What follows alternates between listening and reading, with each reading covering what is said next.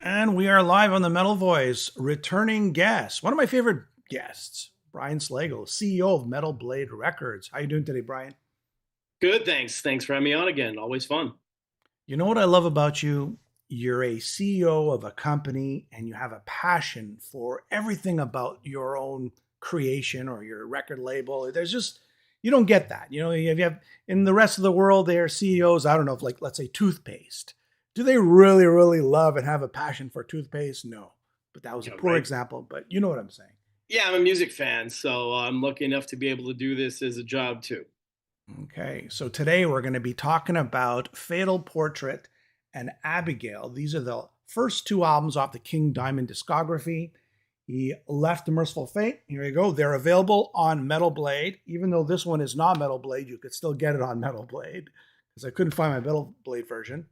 Yeah, So I well, just want to, I want to we own show. yeah we own everything now. So all of the King Diamond and Merciful Fate catalog is all on Metal Blade now. So Look how beautiful. Look at the detail, right? This is the yeah, Fatal Portrait. Nice hey, little record.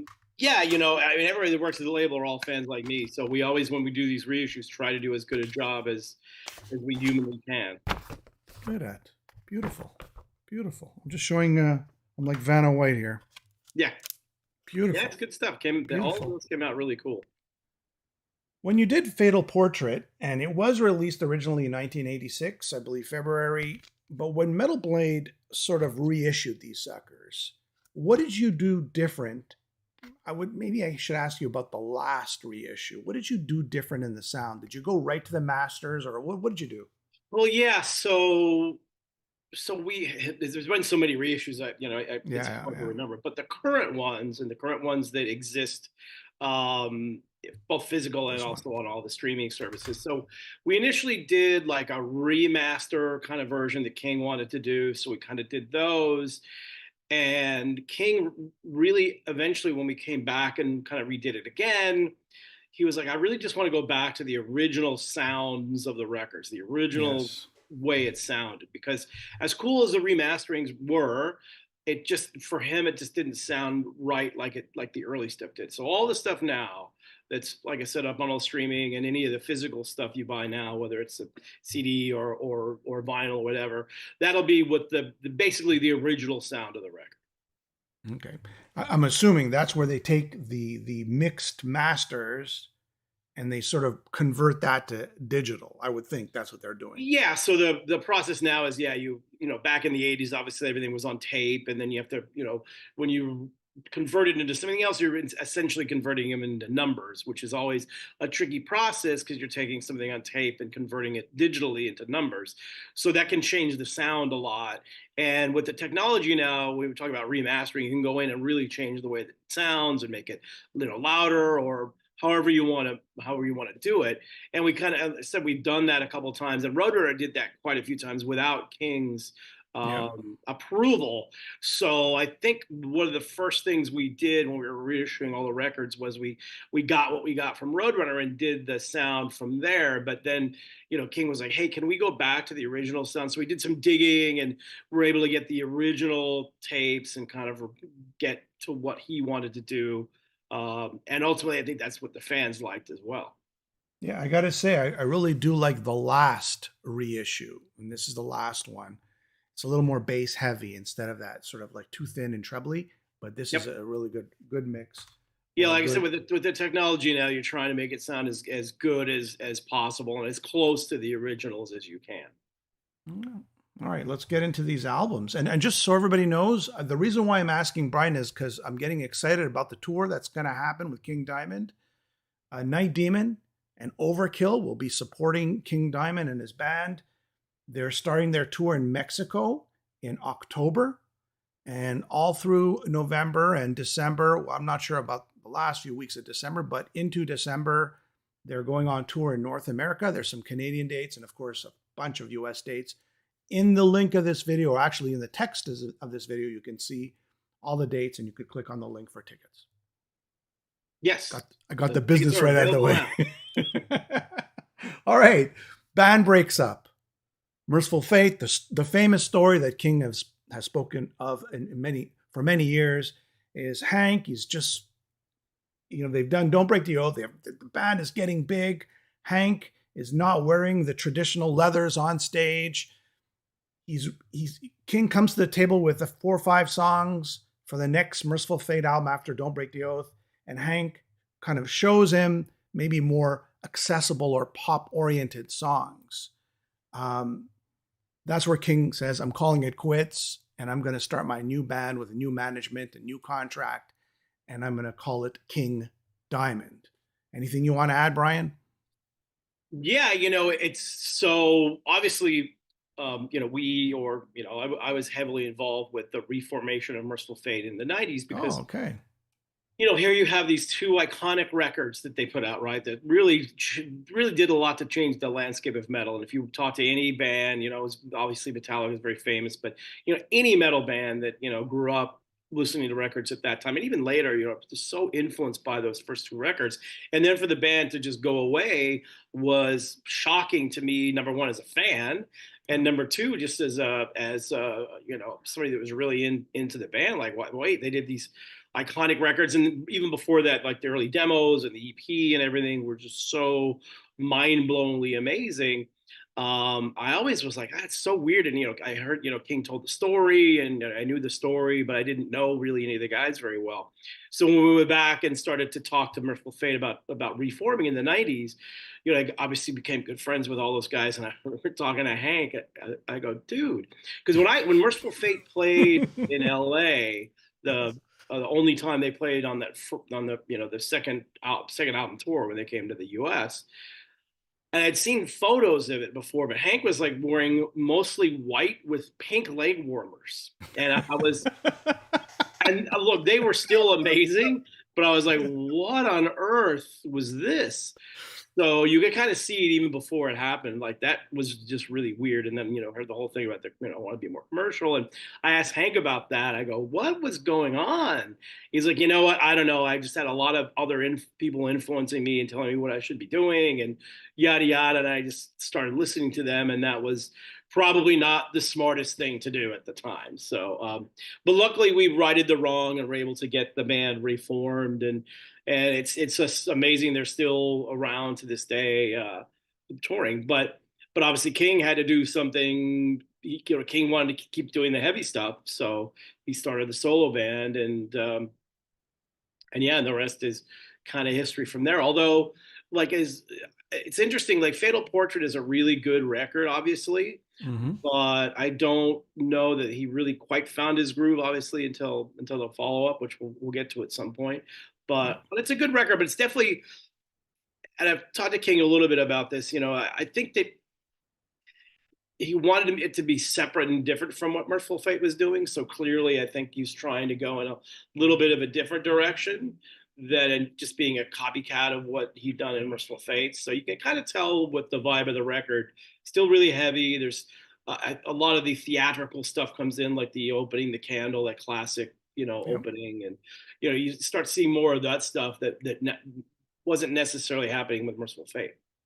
He's also mentioned in interviews the word Satan and Lucifer were removed from the lyrics. So he found a new creative way, more like spirits and evil, whatever.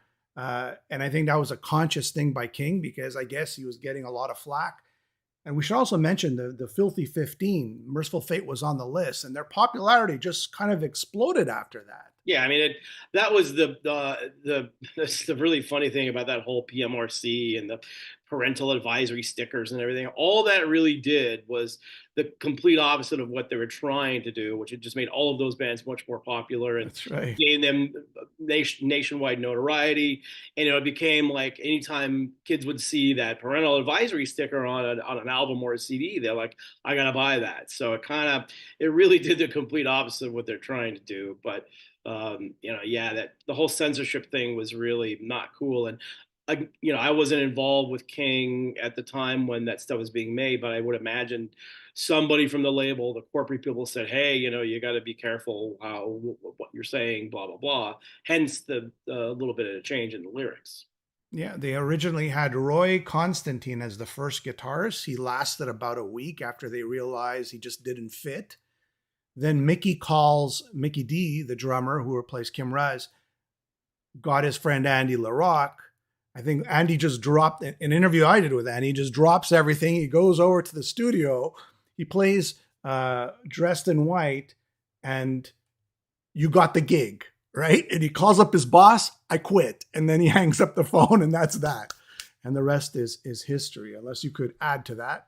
Yeah, I mean, you look at King's career in both Mercyful Fate and King Diamond. It's rare that as a singer or frontman, whatever, that you find one amazing collaborator to do phenomenal music with, which obviously did in Mercyful Fate with Hank, but then to find another guy right after that who's also amazing, is a pretty. I mean, those things don't happen that often. So it's a testament to obviously, I'm sure a little bit of luck, but just, right place at the right time. And, clearly, King's had these two phenomenal parallel careers.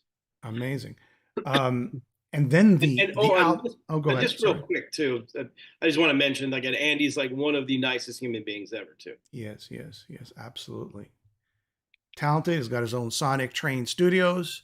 So everybody go look up that. And if you want to get his services, he can also be a producer for you. The title, I should mention the artwork. Look at that beautiful artwork, right? And that's from a picture. It's inspired by a picture of Dorian Gray by Oscar Wilde.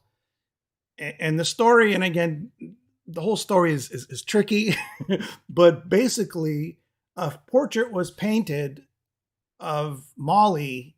So Molly wouldn't age, but the picture would age, something of that nature. I mean, it's a little tricky, this story. You got to really go through the lyrics, but the whole thing's not a concept album. Only the first 4 songs and the last song are the concept, and the rest of the songs are just basically standalone tracks.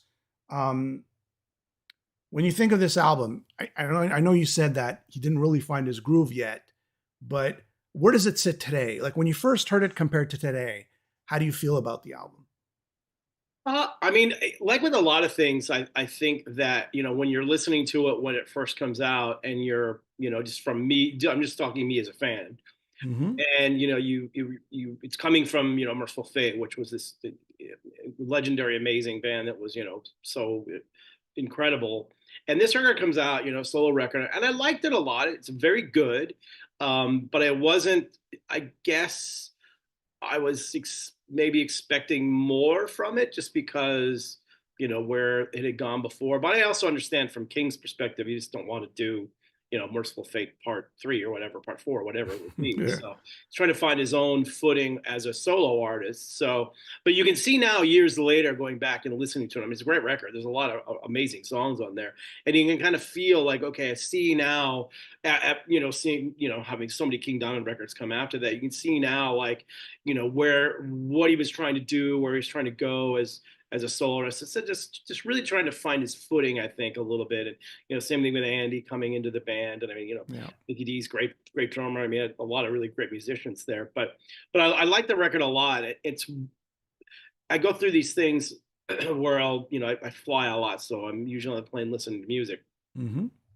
And I'll kind of forget about records and not listen to them, even, certainly stuff on our label. And there was a time, I don't know, what are the reissues we were doing, or maybe the remastering or the original mastering they're going to put on all the streaming services. I remember I was listening to the record and I hadn't really listened to it for, I don't know, like 10 years or something. And I was like, wow, I forgot, like this record is really good. So I think like a lot of this stuff, it does stand the test of time. You know what? Perfectly said. When I first bought this, when it came out, I was expecting Mercyful Fate. I think the biggest difference on this album versus Don't Break the Oath is he's now singing 95% in that sort of high falsetto, the whole album. And I think when it first was released, it kind of put me off a little bit because I enjoyed his deeper tones and those growls. At the time, I still liked it, but it kind of put me off a bit. But as I revisited it over the years, I think this is like a remarkable album, and it has stood the test of time. And what blows my mind even more is the vocal takes are not copy paste. Okay, do this track and copy. He's performing the back vocals. He's performing the lead vocals. this is like a super high register, and he's clean. He's just not squeaking out those high notes. He's actually singing in that high register, which is commendable. This is probably one of his greatest. It's a testament to his great vocal abilities, this album. And man, key changes and time changes. It's all over the map. But they're short little sweet songs, right? Yeah, there's no, I was a big fan of all the really big, long, Merciful Fate songs and whatnot. And so this was definitely a little bit different, more song, like you said, shorter songs. And the weird thing is, too, that I like my favorite song that's technically on the record wasn't really even on the record at first, which is Halloween. So yes. that was like this, still one of my favorite King Diamond songs of all time. That riff is just so insanely, crushingly heavy. It's of course we've since included it on there. It's in the reissues and on all the streaming stuff. But love that song. So it's kind of interesting that what it was part of that recording process, but it actually wasn't on the record at the time. And then we kind of, I don't know if you can say righted the wrong, but included it where it should have been. Kind of like No, it is righting the wrong. Total Yes. Eclipse or something. Yeah. What other songs did you like on the album? If I could name them if you want. The Candle, that's the opening track. Well, the opening, I mean, like I mentioned earlier, I love that opening. That opening is just so creepy and cool, and you can do so many weird things. He still uses it a lot live, which I think is really great. I love Haunted. I love what is it, the Sharon and the Jonah. I mean, there's so many good songs on the record. I mean, there's definitely no bad songs at all on the record. I don't know if he's ever done a bad song, quite honestly, in my opinion. I wonder if Voices. Really good. Have you ever asked him? Sorry, go ahead. Oh, sorry. Just going to say it's a really, really good, solid record, but you can also tell it foreshadowed what was to kind of come for him as a solo artist. That he was kind of starting to touch on things that later on kind of was like, oh, okay, now I get it. I mean, and we should also mention this King Diamond band was basically Mercyful Fate, right? You had Timmy Hansen, you had Michael Denner, of course, King, and then you added, a new drummer, which was Mickey D, and Andy LaRocque as a second guitarist. So there was a split. Hank Sherman goes off and forms Fate, this pop group, and they did have a minor hit single. And then King Diamond Mercyful Fate morphed into King Diamond. And Michael Denner and Timmy Hansen were on the first two albums. And that's where sort of the exit, right? I think Michael wrote the riff to Halloween, if I'm correct. I think he did. Yeah, because I think at one point I was joking with Andy what a great riff it was. And he said, yeah, it is, but I didn't write it. I go, oh, that's right. I mean, if there's any filler on the album, you could say Voices from the Past, the little instrumental piece. I guess, hey guys, we're missing about a minute. Yeah, so right. What are we going to put here? So yeah, okay. I could say Voices from the Past is the weakest song, but it sounds more like filler to me.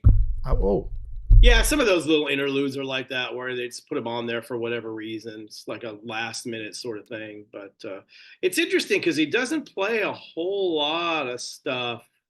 Also, The Lake, by the way, the bonus track, which I think is yes, The Lake too. Yeah. That's such a great song. But he doesn't play a lot of this stuff live, really, over the last few years. Like you'll get a song or two, maybe, but not a whole lot of songs from this album, really, which is I find kind of interesting.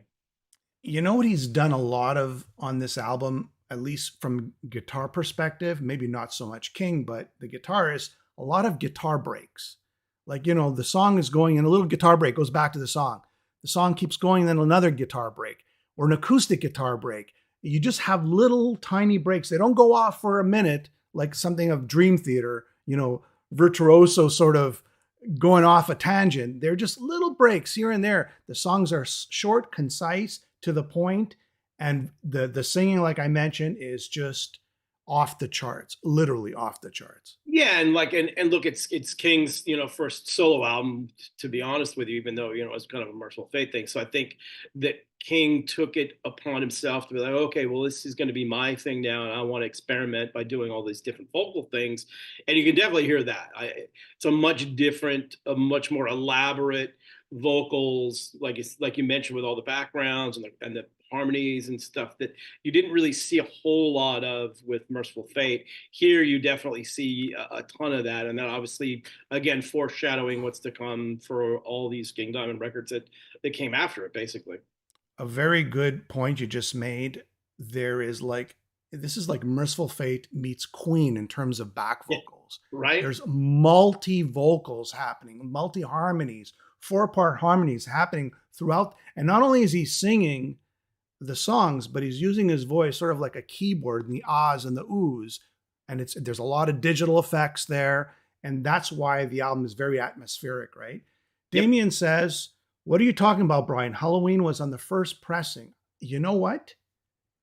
I think Halloween, at least in North America, I can't speak for at least in Canada, I think Halloween was on the first pressing in Yeah, Canada. it's kind of a weird thing because I remember I remember, and I can't remember which version. I might have got the European version, but I remember the Yeah. first one of the first versions I got of this record. Halloween was not on it because I remember it was a single, and I think they meant it as a standalone single, but it became so popular that it eventually got on there. But again, I wasn't, I was just a fan at that time. I wasn't working with him, and I mean, obviously I knew the Roadrunner people, so I don't remember the way or why those things exactly happened. But yeah, there were versions of that record that came out early days that had Halloween.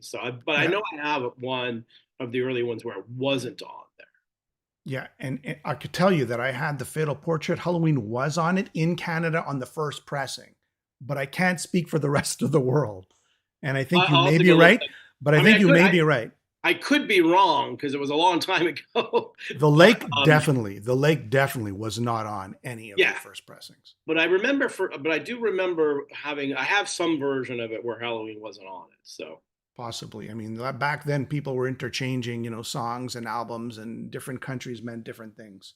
yeah, and Okay. it was like I said, it was kind of a standalone EP at one point too. So Yep. Yep. Yep. Yep. So I also want to mention that Dressed in White, probably the most uh, accessible song. It's got a chorus. It's catchy. It's melodic. Could have been played on the radio, but at the same time, it was bombastic. And again, we're talking about the 4-part harmonies on Dressed in White. That is the standout track in terms of remembering the album. And the other songs, there's a little bit of doom happening, a little more progression on the first 3 songs, but overall, a very strong album. Do you have any closing remarks on Fatal Portrait?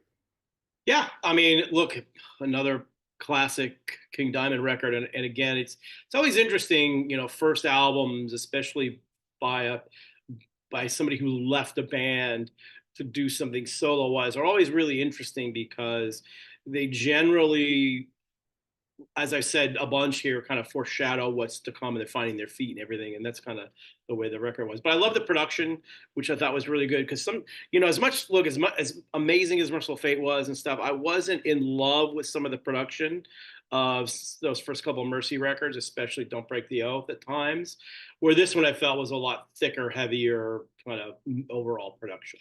Do you remember any other comments King has spoken to you about this album, or any fun little tidbits? Probably. But you just can't come up with them right now. Yeah, I I'm mean, sure when we hang up, you'll remember them.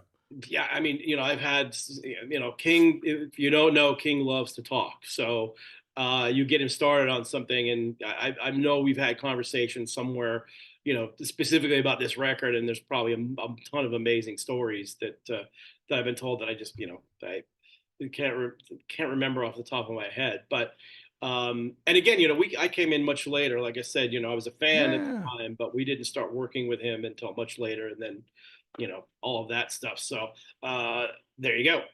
And some of the reissues later on, I'm not sure if it was Metal Blade or not. No Presents for Christmas, which was released. I'm not sure if it was released between those 2 albums or Yeah, that was before. all. Yeah, that was all Roadrunner stuff. They Yeah. Yeah. like to do a lot of these like EP things in between records, and just I guess to keep the stuff rolling out there. But yeah, we're supposed to do a reissue of No Presents for Christmas Oh, nice. this year with new artwork that Oh, King okay, and good. his wife actually came up with, which is pretty cool. So I think that's on the schedule for this year, hopefully. And K-Man saying there's a funny story about the original print cover of Fatal Portrait that came out pink and yellow, and King absolutely hated it. Yeah, that back in the days, we've had some problems at Metal Blade with that stuff too. Back in the old school printing days, where you're doing films and there's 4 or 5 different things like on there. There's a really interesting series of podcasts with if you're a Kiss fan, with this guy Dennis Wolich, who did all the artwork for all the early Kiss stuff, and he was talking about some of the films they get, and when they actually go to print, they were printed wrongly and they had to redo everything. So there was a lot of that stuff that happened back in the day. I do remember that story where yeah, somehow the colors got messed up, and King's definitely a perfectionist. So if something's not right, he will not be happy about that. Do you think all along King had this vision of a band called King Diamond, even when he was in Merciful Fate? It just, he had to sort of take control of the reins. No, not really. I think really what just happened was that Hank just was growing in a different direction, and King's like, well, if Hank, obviously they split up, and it's like if can't really do Merciful Fate without Hank Sherman. It just kind Yeah. of it's just not going to work, and I don't know the legalities of who owns the name and all that other nonsense. But I think King just wanted to start fresh, and it's like, well, I'll just go out and we'll call it King Diamond, and we'll start fresh, and keep the guys from Mercy that want to stay in, and get the other guys in, but make it a separate entity, because I think also, and again, you'd have to ask him more than you would ask me, but I think it was probably just not wanting to redo Merciful Fate without the most of the original Yeah. band. He did write those 4 songs that appear on this album. I'm not sure which songs, though they were supposed to be for the next Merciful Fate Yep. album. So Yep. there is a little bit, even though he wanted to branch out on his own, do his own thing, there is still that Merciful Fate sound, Yep. minus Lucifer and Satan. Yeah. But this is the beginning also of his storytelling, right? Which became, his legacy. And this is what he's done, from here on end. Okay. Now we're getting into Abigail, the second album by King Diamond. This is a big one. Same band. Now Andy's got his feet wet. He's contributing. It was released in 1987. And I remember in interviews, and I wrote this down somewhere, where on Fatal Portrait, he was doing 95% all highs and maybe 5% low growls. He brought it back to the Merciful Fate 60-40 combination. 40% of that chest deep tones, and then as well as the highs. And I think that's kind of what sort of brought the album a little, I guess, got a little, I wouldn't say mainstream, but I just say they got a lot more appeal by the Merciful Fate fans when this album was released. And of course, the story, the picture, the cover artwork. What do you think about Abigail, and what has King told you about Abigail over the years? I mean, look, it's obviously one of the most classic heavy metal albums of all time. Certainly, worthy of Hall of Fame type stuff, obviously. And like I said before, this is where everything you could tell he was kind of setting up on Fatal Portrait comes to fruition here, where it's just all fleshed out. The band's more comfortable with each other. The songs are phenomenal, as you mentioned, the singing style, and even kind of the way they're writing was a little more Merciful Fate-esque, I guess. Yeah, yeah. But it's just such a classic record. But it still doesn't sound like, to me, this record doesn't sound like Merciful Fate. Are there bits and pieces of it in there? Agreed. Or look, Agreed. anything King Diamond singing is obviously going to have its own thing. But yeah, I remember this record came out just going, whoa! I was honestly not expecting it to be this great. I mean, I knew it was going to be good, but when I got it, I was like, wow, this is something really special here. Just what a phenomenal record. I think I probably spent a week or two just only listening to this record, over and over again. And it's like, wow, I just like everything is so great. Of course, the storyline was phenomenal, and yeah, I mean, it's a classic. It's an absolute classic. And I think you when you ask artists when they're in the studio, and you get even actors or whoever it is, did you feel like this was going to be special? And I think they all kind of said, yeah, we had the feeling making this record that we were making something really special here. So they knew, and obviously they were right. Andy LaRocque told me that we knew it was good, but it actually came out better than I thought. So Yeah, right. actually, he was overly impressed. I don't know if that's a word or not, Yeah, but and he he's was you know, overly. and he's a producer, so he's always one of those guys that is he's always like what's the word I want to look for? Like he's not overconfident that something's going to be That's a amazing. good It's way more to like, be. hey, Yeah, is this good? Is this really that good? You know, he's like, yeah, this is really that it's good. better than he expected. Here are a couple of tidbits on this album. Uh, it was the storyline of Abigail was written. 75% of the storyline was written in one night. There was a violent thunderstorm in Denmark, and King woke up and we wrote 75% of the storyline. There are a lot of nines on this album. Mathematically and symbolically to the old scripture of the Bible, if you count the age of the wife and the husband, Jonathan LaFay and Miriam, she was 18, he was 27, and 9 falls in between. And I think, July the 7th month of the 1777. And there's 42 mentions of the number 9 in the Old Testament. There's some sort of mathematical thing with 9, and it spiritually and cosmically means sort of recycling, going through a cycle. And I think that's what King was getting at, because I do remember reading about the number 9 with him. So maybe you could ask him more about that next time. A lot of numerology on And this that's the record. right word, numerology. Yeah, Um, sevens, all the sevens and the nines. Yeah, I think all that stuff is very conscious. I mean, he knows what he's doing, and he's an amazing. I mean, this is the beginning, like you said, of him telling these amazing stories. And he's such a great storyteller. And one of the most fun things that I've had in hanging out and talking to him is just having him tell you the story of all these different things. And it would happen on every record. We actually did it a couple times where we sat him down and I got him get full makeup and lighting and everything, just like tell the story of whatever record it is, because he's like he gets into such detail and his mind is very fluid. I mean, it's happening now with he's working on this new record, and he's had the story for a while now. Just we've got to get everything else finished, but the story is just so fleshed out in his head and such detail. It's pretty amazing how he's able to do that and convey it through lyrics, because that's not super easy. Like you can come up with a story and you can write a book or whatever, but trying to tell a story within lyrics from musical albums, I find is always really tricky. I'm a really big fan of Coheed and Cambria. I absolutely love them, and they have these, the whole story. It's this whole intergalactic crazy story thing that I still don't understand to this day. And Claudio's explained it to me, and I still don't get it. But it's hard.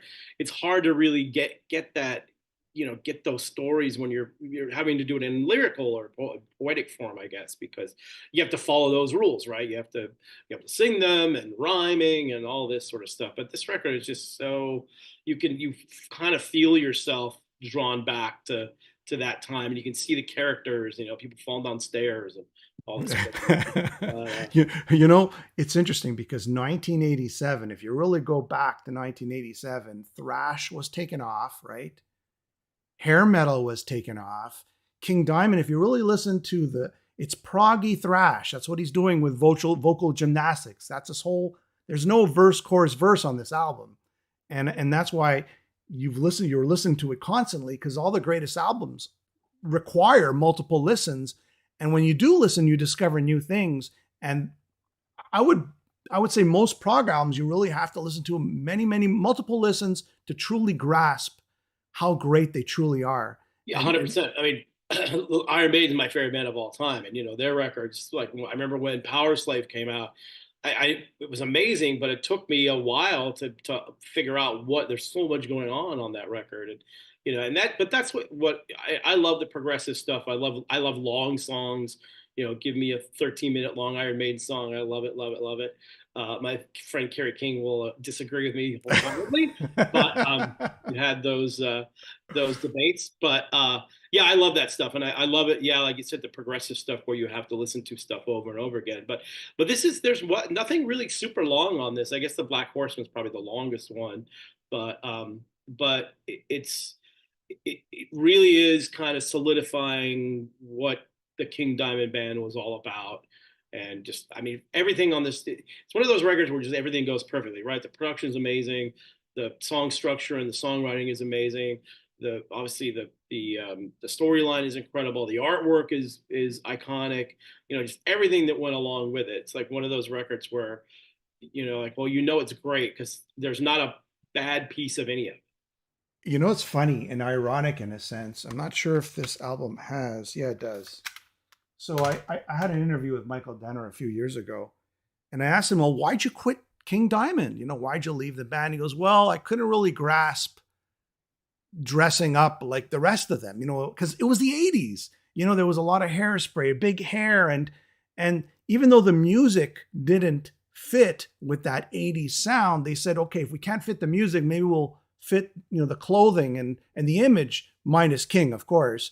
So you have everybody kind of dressing up, and you have Michael Denner in the back just with a black leather jacket, sort of I wouldn't call it outcast, but sort of the odd one out, right? And that kind of was a bit of one of his reasons why he couldn't stay with the band And anymore. again, I wasn't working with them, so I don't know the pressure coming from a record company or something to look a certain way. There was Yeah, a lot of exactly. that in the late '80s, where you got to look a certain way if you want to do this, That's and right. you can kind of tell that when you look at those photos. It's like, well, I mean, I get it. It was the '80s, but it was just kind of interesting to see them looking like that and playing super heavy satanic metal. That's right. Even Judas Priest, right? They were wearing, instead of the black leather, it was becoming red and blue and whatever other color it Yeah, was, right? yeah. Everybody had to fit in. And that's a really good point about the labels, because at the end of the day, they're the one paying the bills. So you got to give in just a little bit sometimes, right? Well, I mean, look, I've never wanted to get involved with the way the bands look, the way they sound, anything. Like, my thing is, you signed a band to be a band, let them be who they are. I mean, I'll offer some advice here and there if they have a question about a couple things, Yeah. but I like to let them do whatever they want to do. And the last thing I'm going to tell any band is what they should look like, what they should sound like. That's not something I ever believed in from a record label. And I've seen enough record labels ruin bands, or managers or whoever ruin bands, because they start, getting involved in all that stuff, and it ruins it. Yeah. All right. They're getting into the songs really quickly. A Mansion in the Dark, in Darkness. I believe that was, or was it The Family Ghost or A Mansion in the Darkness that had a video? I don't remember which one it was. I Somebody, believe it was Family Ghost, right? Family Ghost. There was a video, and there was a haunted house Yep. in the video. Yeah. Okay. That was the one that King was never too happy about. Yeah. Uh, I mean, again, great budget, song, though. not back then, weren't.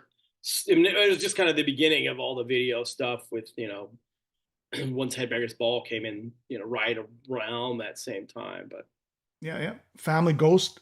Incredible song. Actually, I love every song on this album. yeah, There really is. this is definitely one where there's not even a questionable. Like, every song is incredible. But yeah, I love all of them, and I love the fact that they still play a lot of it live, which is great. But for me, I talk about, I love long songs. I also like songs that end albums for whatever reason.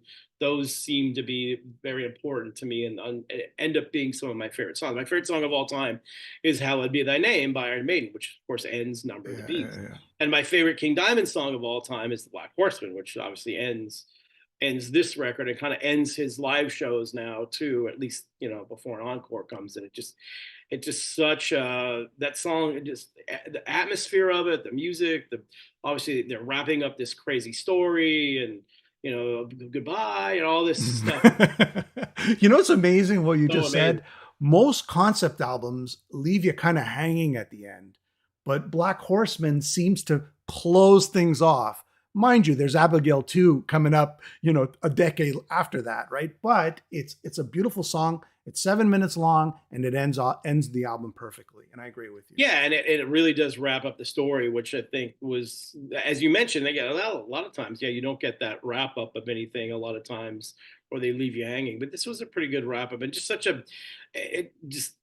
again, just everything about that song is like the perfect ending song. The epic solos, and also, like I said, the Yes. goodbye. And he does the thing now too, where he has I forget which part of the song it is, but he's got the he sings a part of it, and he's got the The Bones.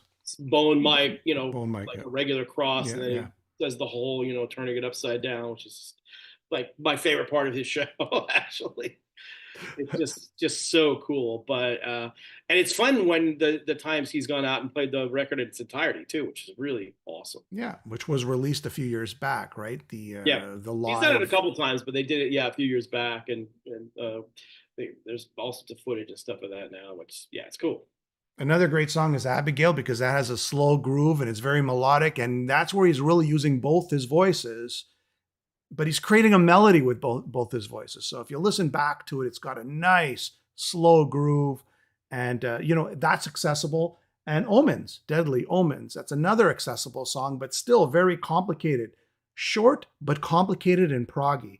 I mean, each song is you hear time changes, key changes, just vocal gymnastics, everything's going on, lead breaks, maybe touch of keyboards here and there, but it's his best album, and I mean he'll say it. Yeah. I'm sure everyone Yeah, else and it's says very melodic too, which I yeah. found, like, this is the first record that he did, whether it's Mercyful Fate or now Keep Down. There's got so much melody in, not just the vocals, but just the music. Like you mentioned, Abigail, na, na, na, na, na, just all these really cool, very melodic parts of it. That this was kind of the first record where a lot of that like before it was just with Mercyful Fate, just sheer power and all the heaviness, and now you've got these elements of, I mean, he's obviously a huge fan of 60s and 70s rock. His favorite singer of all time is David Byron from Uriah Yes. Heep, but obviously Ian Gillan.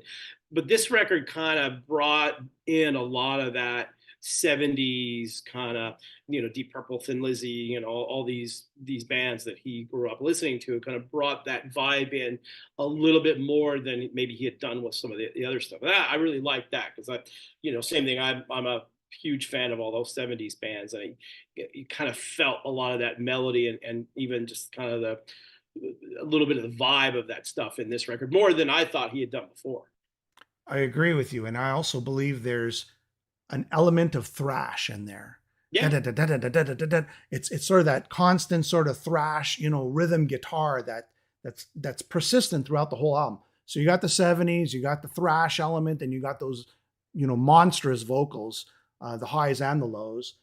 And again, King's, the reason why I asked Brian to do this is because King's coming on tour starting off in October the 12th. That's in Mexico. Then after that, going to Texas and all of North America, even coming up to Canada and going back to the States. You could check all the dates going all the way to December in the video description in this video description. You can see all the dates and the links for tickets and all that. Is there anything, Brian, you could tell us that's a spoiler that you're allowed to say about? I was just thinking about that because I'm trying to remember what I can and can't say. Well, I can be somewhat vague without completely giving it away because I can't remember like how much King wants. How about this? How about this? Every time there's a tour of any band, they always release something, either a live song, a studio song, a single. Well, I mean, the hope is Yeah.